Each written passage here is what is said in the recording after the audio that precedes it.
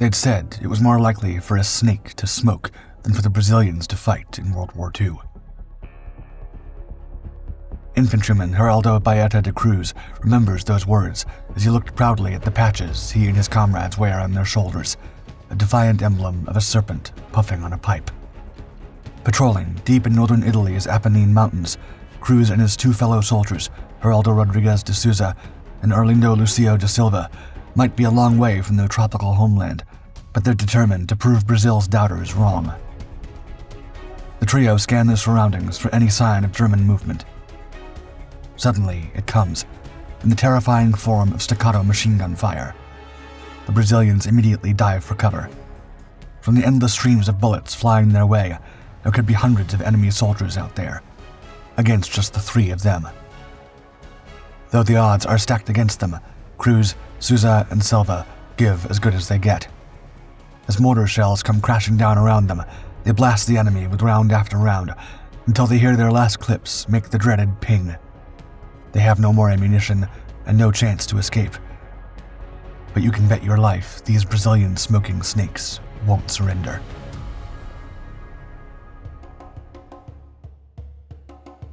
Although the Brazilian Expeditionary Force came to fight alongside the Allies against the Axis powers, things nearly turned out very differently. Getulio Vargas, the Brazilian dictator in power since 1930, had forged a strong economic partnership with Germany. Encouraged by elements of Brazil's sizable German community, trade between the two countries quadrupled during the 1930s. By the time World War II broke out in 1939, Brazil was the #1 non-European consumer of German products and the country's 9th most important trading partner worldwide. However, Brazil also maintained a healthy relationship with the United States, traditionally one of its biggest commercial allies. When the United States first joined the war in December 1941, Vargas initially decided to maintain neutrality and continue trading with both sides. But the US quickly put pressure on him to decide where his loyalties lay. The following month, at the Pan American States Conference in Rio de Janeiro, the US offered economic support to Latin American nations in exchange for breaking diplomatic ties with Germany, Italy, and Japan, and cooperating on security issues.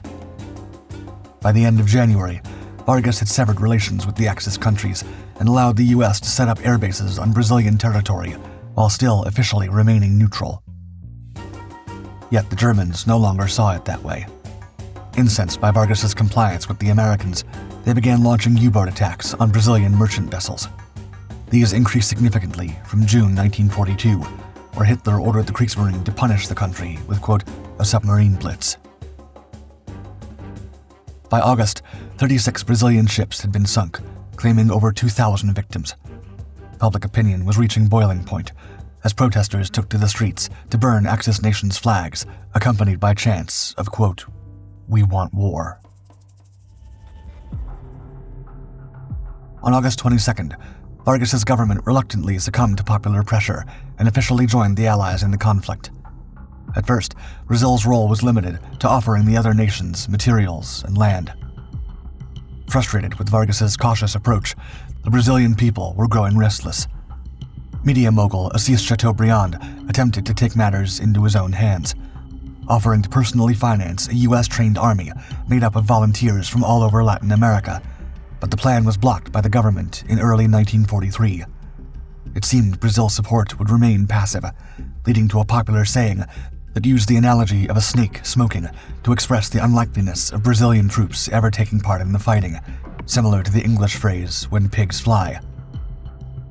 Sometime after the Brazilian Expeditionary Force was created in August 1943 for the specific purpose of joining the Allied struggle in Europe, its troops defiantly adopted the nickname Os Cobras Fumantes, or the Smoking Snakes, and an iconic emblem to match.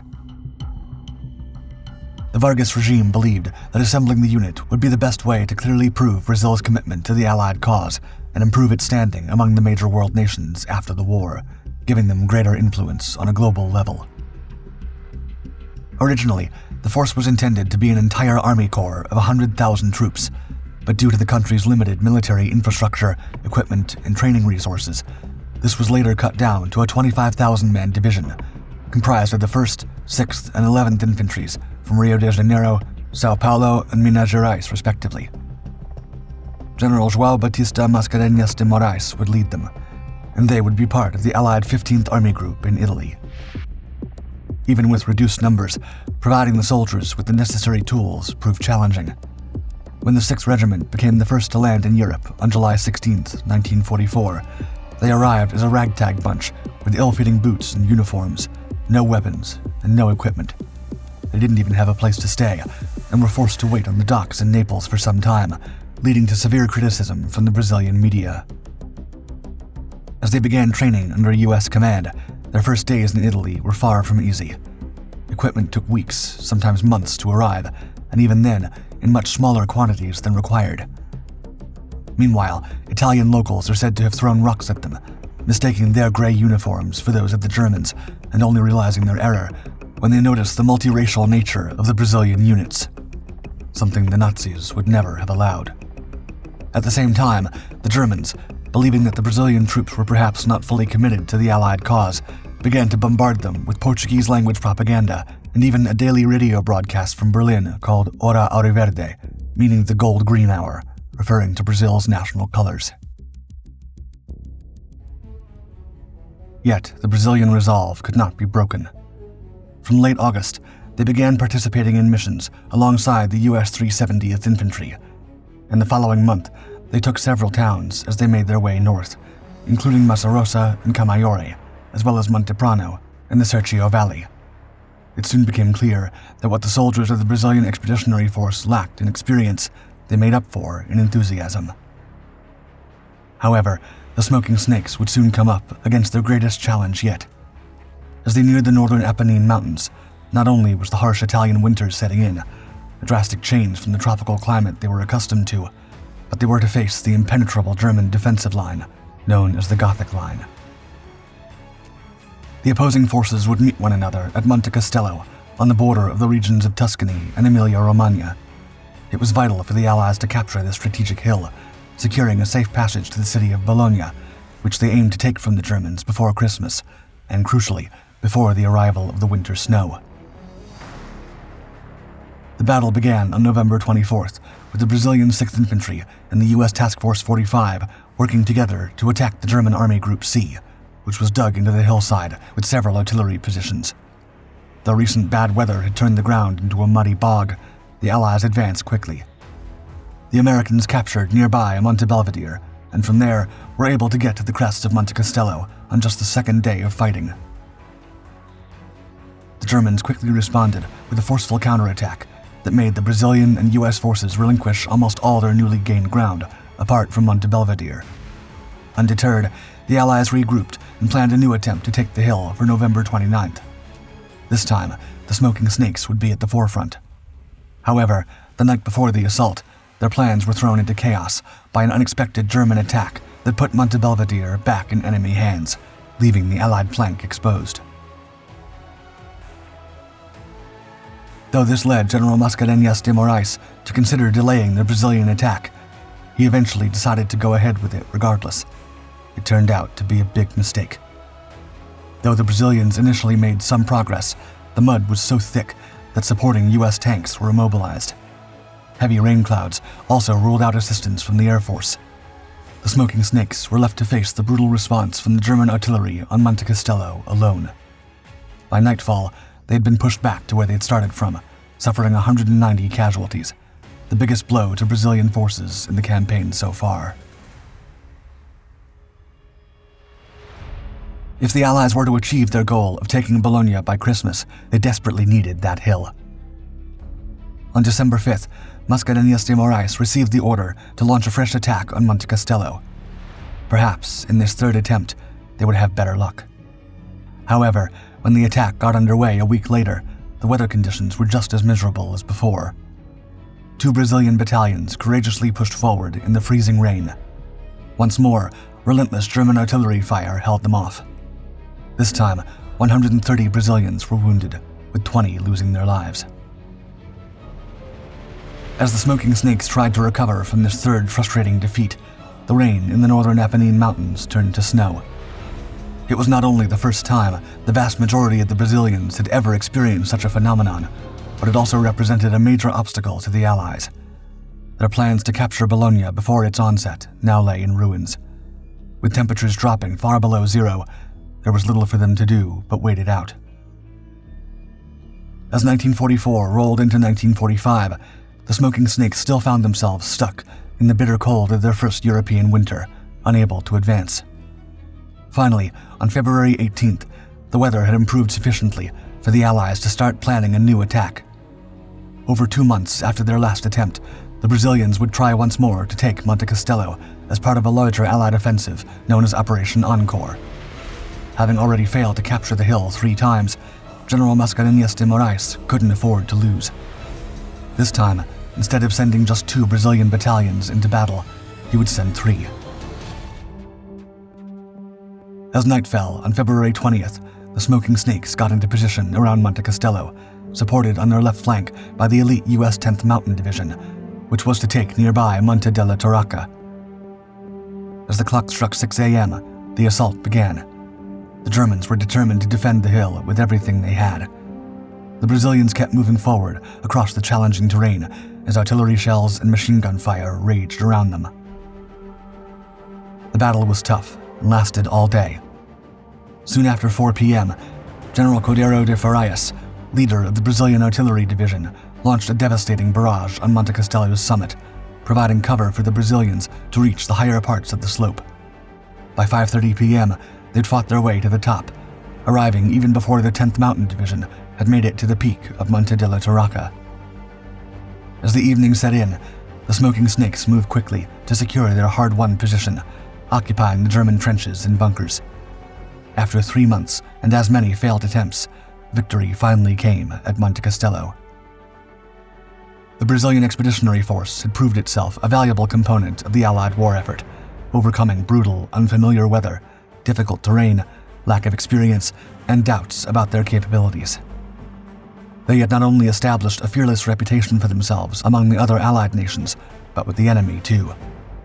One captured Brazilian lieutenant was told by a German captain, quote, "Frankly, you Brazilians are either crazy or very brave.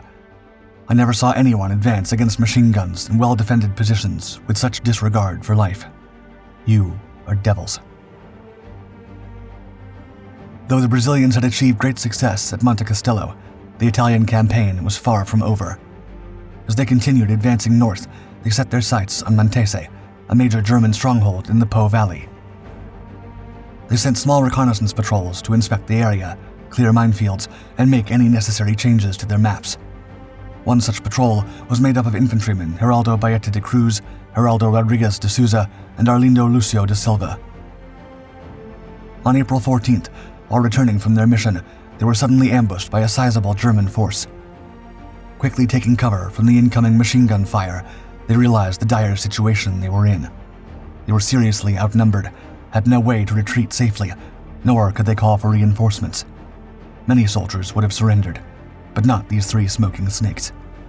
Though they knew their chances of survival were almost zero, they kept firing their rifles until they ran out of ammunition.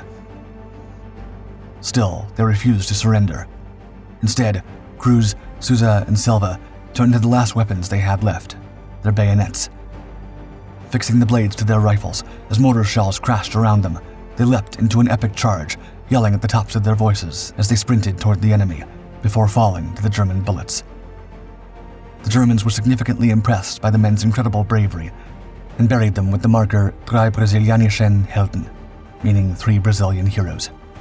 Today, they are remembered in Brazil as legends, and a monument in Montese commemorates their courageous last stand. The fall of the 3 Brazilian heroes was only the beginning of the Battle of Montese, which went on for several days as the Smoking Snakes and their allies found themselves caught up in grueling house-to-house combat against the enemy. The Brazilians also came under particularly heavy artillery fire, finding themselves the target of the large majority of German shells fired at the 4 Allied divisions during the battle. Nevertheless, they played a key role in liberating the town and holding off subsequent counterattacks. On April 26th, the Brazilian Expeditionary Force came up against several German units and Italians still loyal to Mussolini's fascist government as they retreated from the Genoa-La Spezia region. A Brazilian reconnaissance squadron encountered the Axis forces in the town of Collecchio, leading to another intense urban battle that once again ended in an Allied victory.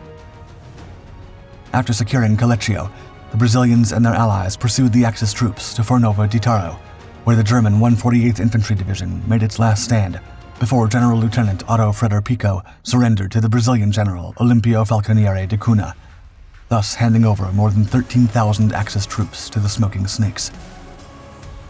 As the Brazilians reached Turin on May 2nd and met French troops at the border in Souza, word arrived that Axis forces in Italy had completely collapsed. 6 days later, the war in Europe was officially over, and so was the Smoking Snakes' adventure, leaving them to return home as heroes. Brazil had done what nobody had thought possible, and became the only South American nation to send combat troops to fight in Europe. This small yet significant contribution is still greatly honored in the country today.